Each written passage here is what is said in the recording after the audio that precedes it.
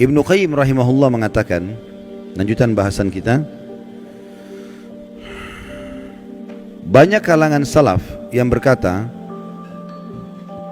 setelah mereka meninggal orang-orang pun sering mendatangi kuburan mereka, lalu membuat patung-patung mereka.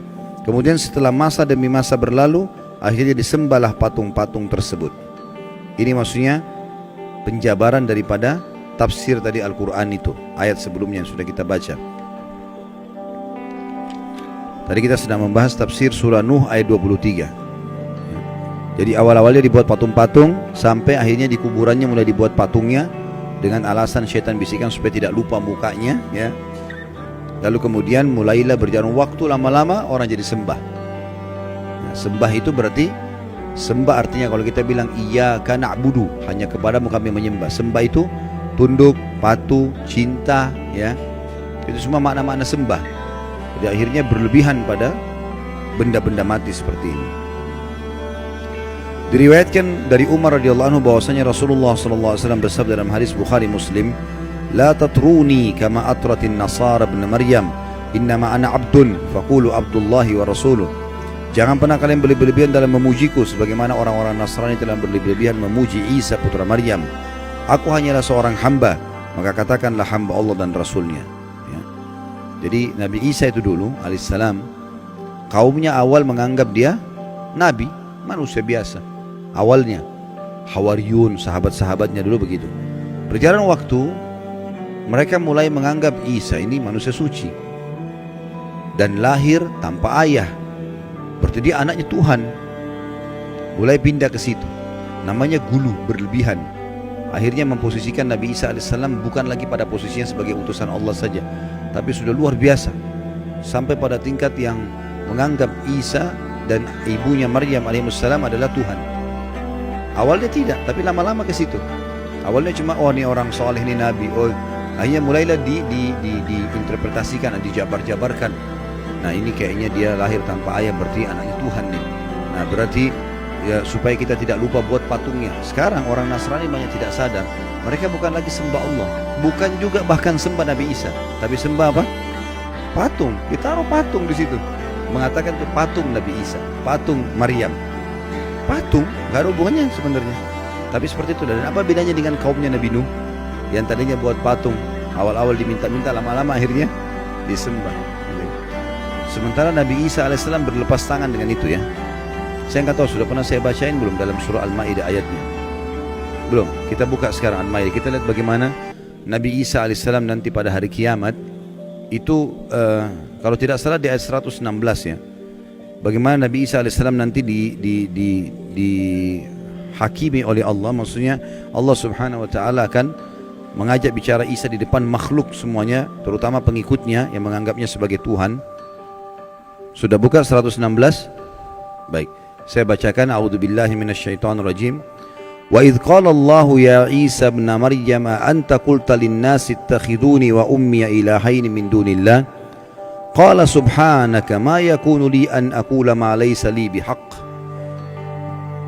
In kuntu qultuhu faqad alimta ta'lamu ma fi nafsi wa la a'lamu ma fi nafsik innaka anta 'allamul ghuyub. Dan ingatlah ketika Allah berfirman, hai Isa putra Maryam, maksudnya nanti hari kiamat nih, di depan orang-orang semua, apakah engkau mengatakan kepada manusia, jadikanlah aku dan ibuku dua Tuhan selain Allah? Maksudnya ada Tuhan lain, ya, Trinitas yang mereka bilang itu. Isa menjawab alaihissalam, maha suci engkau, tidaklah patut bagiku mengatakan apa yang bukan hakku mengatakannya. Jika aku pernah mengatakan, maka tentulah engkau mengetahui apa yang ada pada diriku, dan aku tidak mengetahui apa yang ada pada diri engkau. Sesungguhnya engkau maha mengetahui perkara-perkara yang gaib. Lalu Nabi Isa mengatakan 117-nya, ma qultu lahum illa ma amartani bihi an i'budullaha rabbi wa rabbakum wa kuntu alaihim syahidan ma dumtu fihim falamma tawaffaitani kunta antar raqiba alaihim wa anta ala kulli syai'in syahid.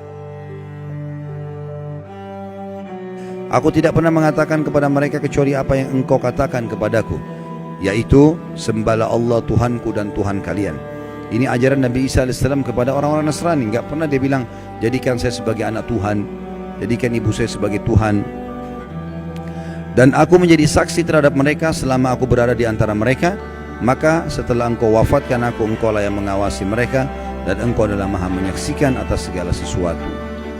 Jadi nanti pada hari kiamat, pernyataan Allah subhanahu wa ta'ala yang akan disampaikan kepada Isa alaihi salatu wassalam. Dan Nabi SAW mengatakan, jangan pernah kalian berlebih-lebihan dalam memujiku, sebagaimana orang-orang Nasrani telah berlebih-lebihan memuji Isa putra Maryam. Aku hanyalah seorang hamba.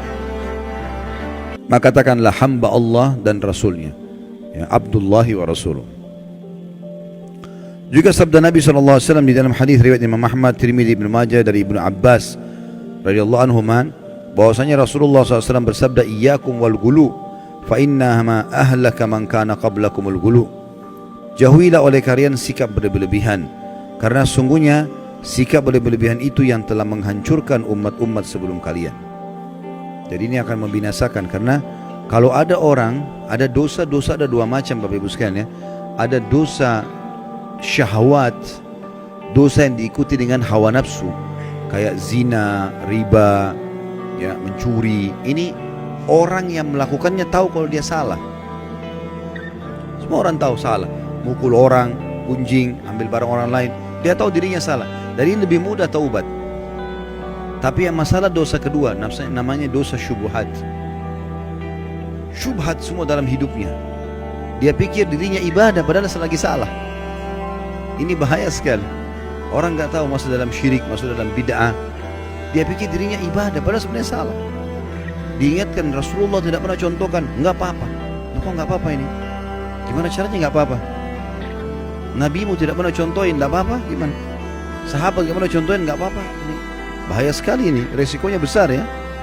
Seakan-akan orang mengatakan kalau Rasulullah SAW masih hidup, tidak apa-apa ya Rasulullah, saya kerjain nih.